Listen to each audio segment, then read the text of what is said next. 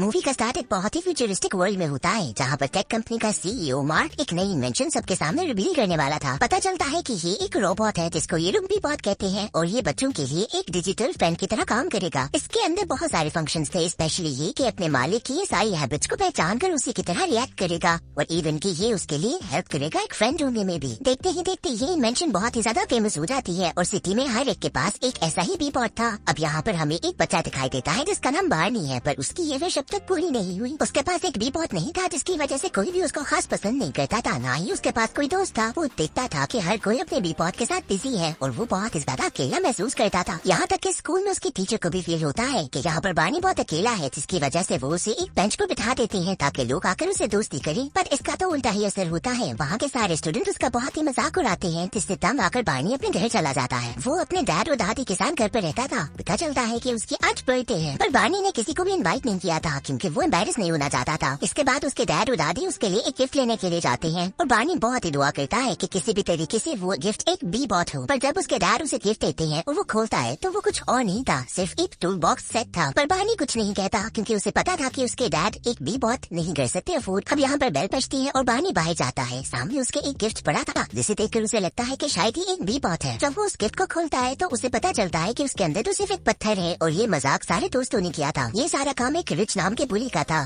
सब उसका बहुत मजाक उड़ाते हैं और इसी तरीके से वो बहुत उदास होकर अंदर आ जाता है। बार्नी के डैड भी देखते हैं कि अब वो कितना उदास हो गया है और आज तो उसकी बर्थडे है, जिसके बाद वो दादी को लेते हैं और जाते हैं कि एक बी बॉट खरीद कर हम बार्नी को गिफ्ट करते हैं। जब बार्नी के डैड और दादी पहुँचते हैं स्टोर तो वो ऑलमोस्ट बंद होने वाला था और वो एक बी बॉट खरीद नहीं पाते। इसके साथ ही बार्नी के डैड को पीछे खड़ा एक ट्रक नजर आता है, उसमें बहुत सारे बी बॉट थे और वो वहाँ से एक खरीद लेता है। बट वो खास ठीक नहीं था। बार्नी तो एक नए बी बॉट को देखकर बहुत ही ज्यादा एक्साइटेड होता है क्योंकि उसकी विश पूरी हो चुकी थी। इसके बाद जब वो बी बॉट को एक्टिवेट करने की कोशिश करता है तो वो हो ही नहीं रहा था। बहुत ही मुश्किलों से बार्नी उसे ऑन तो कर लेता है, लेकिन वो बार बार एक ही रिक्वेस्ट करता है कि उसे बबल स्टोर के साथ कनेक्ट किया जाए। बार्नी देखता है कि उसमें बहुत सारी प्रॉब्लम्स हैं। बार्नी ये बात समझ गया था कि बबल नेटवर्क से कनेक्ट किए बगैर इसको ठीक नहीं किया जाएगा, जिसके बाद वो उसे चार्जिंग पे लगाकर स्कूल चला जाता है। बार्नी तो एक्साइटमेंट में स्कूल में भी सबको बताता है कि अब उसके पास भी एक बी बॉट है। वहाँ पर बी बॉट स्टैंड के ऊपर वो अपना नाम भी लगा देता है। अब बार्नी बहुत ही ज्यादा एक्साइटेड था कि वो घर जाएगा और बी बॉट के साथ खेलेगा। जब वो घर आता है तो देखता है कि उसके रूम की हालत तो बहुत ही ज्यादा खराब हो चुकी है। इसके साथ ही जब वो किचन में जाता है तो देखता है कि उसका बी बॉट उसकी दादी के साथ डांस कर रहा है। यहाँ पर बार्नी जब बी बॉट से पूछता है कि उसके रूम को क्या हुआ तो बी बॉट कहता है कि मैं तो तुम्हें से जानने की कोशिश कर रहा था। अब इस सारी बात को सुनकर तो बार्नी बहुत ही ज्यादा परेशान होता है और वो सोचता है कि वो जाकर इस बी बॉट को एक्सचेंज कर लेगा। अब बार्नी बी बॉट के साथ रास्ते में जा ही रहा था कि उसे वहाँ पर वो बिली रिच और उसके दोस्त मिलते हैं जो कि इसको छेड़ने लगते हैं। यहाँ पर रिच बी बॉट को मारता है और इसी तरह से बी बॉट भी उसे वापस मारता है और ये चीज बहुत ही ज्यादा हैरान कर देने वाली थी क्योंकि किसी भी बी बॉट के सिस्टम में वापस हिट करना नहीं था। अब इस सारी चीज से बार्नी को बहुत मजा आ रहा था, पर उसे पता था कि इस तरह से मसला हो सकता है, जिसकी वजह से वो बी बॉट को लेकर वहाँ से भाग जाता है। अब ये दोनों एक जगह पे जाकर रेस्ट करते हैं जहाँ पर बी बॉट बार्नी को बताता है क्योंकि मैं बबल नेटवर्क से कनेक्टेड नहीं हूँ तो मेरी सिक्योरिटी अपडेट नहीं हुई थी। इस सारी बात के बाद तो बार्नी सोचता है कि मैं इसको अब एक्सचेंज नहीं करूंगा। यहाँ पर एक साथ ही पुलिस ऑफिसर आता है क्योंकि वहाँ पर रिच ने कंप्लेन कर दी थी। इसके बाद ये पुलिस ऑफिसर इस बी बॉट को लेकर चला जाता है उसी कंपनी में ताकि वहाँ पर जाकर इसको खत्म कर दिया जाए। वो वहाँ पर लोगों को कहता है कि उसे लगता है कि इसकी वजह से बच्चों को खतरा है। जब इस बी बॉट की सेटिंग्स चेक की जाती है तो पता चलता है कि ये तो एक इलीगल बी बॉट है। इसके बाद तो सब यही डिसाइड करते हैं कि अब इसको क्रश कर दिया जाएगा, पर बार्नी बिल्कुल भी ऐसा नहीं चाहता था। वो उस मशीन के अंदर जाता है ताकि बी बॉट को बचा ले और वो ऐसा ही करता है। वो बी बॉट को वहाँ से निकाल कर एक प्लेग्राउंड में छुप जाता है। वहाँ पे बहुत सारे लोग उसको पकड़ने के लिए आते हैं, लेकिन यहाँ पर बार्नी ने बहुत होशियारी से उसको एक्सचेंज कर दिया था। जिसके बाद वहाँ पर एक बी बॉट को क्रश किया जाता है, पर पता चलता है कि ये वो वाला बी बॉट नहीं है। बार्नी तो उसे अपने साथ ले आया था। अब उसका कोड देखकर बार्नी यहाँ पर उसका नाम रॉन रख देता है। दूसरी तरफ हम देखते हैं कि टेक कंपनी का ओनर मार्क बताता है कि कैसे 100 मिलियन यहाँ पर सेल हो चुके हैं और वो इनके साथ एक अच्छा फ्यूचर देना चाहता है बच्चों को। इसके साथ ही हम यहाँ पर मार्क के एक पार्टनर को भी देखते हैं, पर उससे बच्चों की भलाई से कोई लेना देना नहीं था। वो तो सिर्फ ये चाहता था कि सेल बहुत ज्यादा हो ताकि उसके पास बहुत ज्यादा पैसा आए। यहाँ पर अब इन दोनों का एक इंटरव्यू होता है जहाँ पर इंटरव्यू लेने वाली इनसे पूछती है उसी बी बॉट के बारे में जिसको रिच ने हर्ट किया था। अब ये खबर सुनकर तो दोनों काफी परेशान हो जाते हैं कि ऐसा तो हो ही नहीं सकता। यहाँ पर जब मार्क और उसके पार्टनर अपने सारे लोगों से पूछते हैं तो वो बताते हैं कि उस बी बॉट को तो क्रश कर दिया गया था। अब मार्क इस बात से थोड़ा सा उदास होता है क्योंकि वो चाहता था कि उसकी प्रोग्रामिंग को चेक कर सके और पता लगा सके कि उसमें ऐसा क्या था जो कि बाकी सारे बी बॉट से डिफरेंट है। दूसरी तरफ हम देखते हैं कि अब रॉन और बार्नी घर पर हैं, जहाँ पर बार्नी उसे बहुत सारी चीजें सिखा रहा है, जैसे कि अपनी हैबिट्स के बारे में और अपनी विशेष के बारे में उससे सारी बातें शेयर करता है। साथ ही उसे वो बहुत सारे डिफरेंट बॉट्स भी दिखाता है कि वो अपने ओनर्स के साथ कैसे बिहेव करते जाते हैं। इसके साथ ही बानी उसे कलर भी करता है ताकि वो बाकी बी-बॉट्स की तरह दिख सके। ये दोनों बहुत अच्छे दोस्त बन चुके थे, जहाँ पर रॉन को बानी की हर चीज के बारे में पता चल गया था और बानी अब बहुत ही ज्यादा खुश था। अब एक दिन ये दोनों मस्ती कर रहे थे